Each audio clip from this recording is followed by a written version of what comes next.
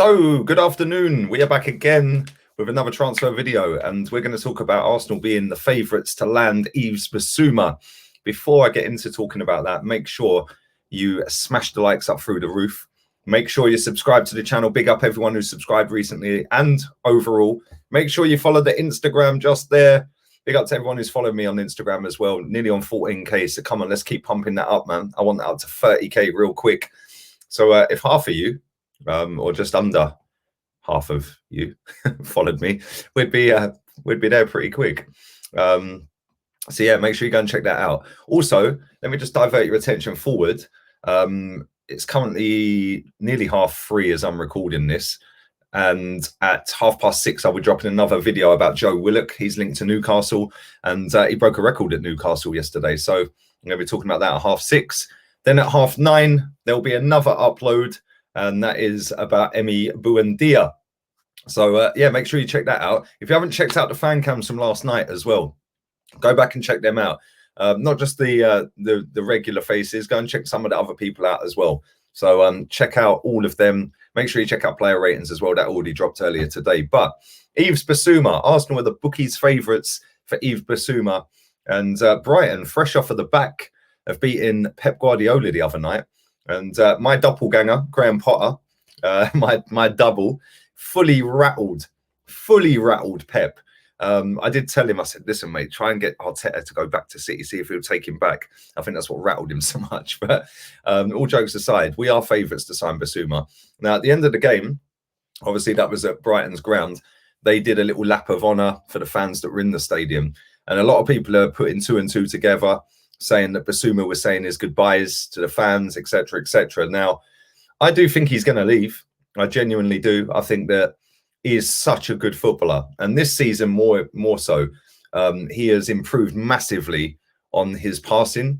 His passing is so much better this season compared to last season, and he's grown as a footballer. He's growing into that midfield role, and I absolutely love him. He is everything that we need in our football team. If you put him next to Thomas Partey, then for me, that is going to be one of the best partnerships in midfield in this league. I genuinely believe that. I think they've both got a bit of everything about them. They can both go forward. They can both pass. They both tackle.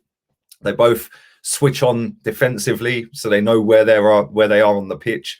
And I think that the price that we're going to have to pay for him is going to be in the region of about 40 million quid. I think that's a no-brainer. Go and get it done. Granit Xhaka potentially could be leaving the football club. Hopefully, fingers crossed, he will leave the football club. And if he does, some of the money, because he ain't going to command 40 million quid, but some of the money could then be used towards Bissouma. And I think that instantly upgrades us in midfield. And I think that, we've had a really poor couple of seasons, a really poor 4 or 5 seasons, really. It's been shocking. Last time we challenged for a title was 2016. And even then, it was just limp at best. Leicester fully deserved to win it. But I think that we've got to go out there and do our transfer business early. And why not go and get this guy? What's the negatives about signing this player? Because I don't really see one. If you guys do, leave it in the comment section below and let me know. But I genuinely don't see any negatives to signing Yves Bissouma. And I only see positives. I think that he's a wicked footballer, man. He's still very young as well for a midfielder. He's not hit his peak, nowhere near yet. And he's done a couple of seasons now at Brighton. He's done a few seasons there, and he's got better and better each season. So, listen, they've got a good asset there that they can command a good fee for. Now it's down to whether Arsenal have got the cojones to go and sign the player that I personally think would be the best fit to play with Thomas Partey. Yes, there's other players out there that are good players, but me personally, he ticks every box. He's played in the league already. He's playing at a team that is fighting relegation every season, but managed to stay up. I think he's outgrown them. He's not stupidly expensive. 40 million quid in today's market. People say Corona tax and all that. I still think 40 million quid for a player of his caliber, with his ceiling and with his potential, I think that could be an absolute steal. So, me personally, I'm going to get him. I would sign him right now. Get on the phone up all you need to phone up at Brighton and say, right, we're making an offer for Bissouma. And I do think he'll come. Despite us not being the greatest shape at the moment, despite us potentially still not being in Europe, That's going to go down to the final game on Sunday afternoon. I'm not convinced we're going to get Europe. Funny enough, we're playing against Brighton on Sunday as well, so we get to see him firsthand and see how he deals with our midfield. So I'd get him. I think he's absolutely quality. He's got everything, like I said. He can pass, he can tackle, he's defensively sound, he can dribble with both feet. It's not just he's one-footed, he can use both. A lot of players I see, they can only use one foot. It's embarrassing. You're a Premier League footballer and you can only use one foot. You know, if you're at the top tier, then cool. But if you're in a team like Arsenal, you should be able to use both feet, mate. Like, I'm sorry, any decent club should have technically sound footballers. We don't tend to have many technically sound footballers, but what do I know? But let me know what you think about Yves Bissouma. Give me some other options as well. Let me know other options that you'd like to see if we couldn't get Bissouma. I definitely would go for him. I do think we'd get him if we bid the right money. I think the right money would be in the region of about 40 million quid, maybe 45. Depends how hardball they play with us. But listen, at the end of the day, we're a bigger football club than Brighton, with all due respect to them. I like what they've done there. I like the way they play football. I like the way Graham Potter sets them up. I like the way they attack.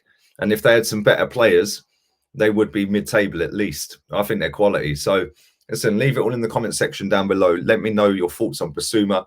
Let me know how much you think it would cost to sign him. Let me know other options. Listen, he's not the only midfielder out there that we could sign. So give me some other options on that and let me know your thoughts on that. And yeah, man, it's all good. But listen, I'm going to wrap this up. I will be back again at 6:30, like I said, with a Joe Willock video. And he's loving life in Newcastle. And it's looking ever more likely that he will end up joining Newcastle. So we're going to go through that at 6:30. And then at 9:30, Emi Buendia is linked to Arsenal. Again, 40 million quid. Come and check my thoughts out on them later on this evening. And big up to everybody who's subscribed to the channel. Like I said, make sure you follow the Instagram. It's right there, Lee Gunner 82. Go and check that out. Really, really want you to just go and follow that. And if you haven't, like I said at the very start of this, if you haven't checked out the fan cams, then do go and check them out, because there's so many on there. I think we done about 8 or 9 last night, maybe even 10. I can't remember. Check out the player ratings as well.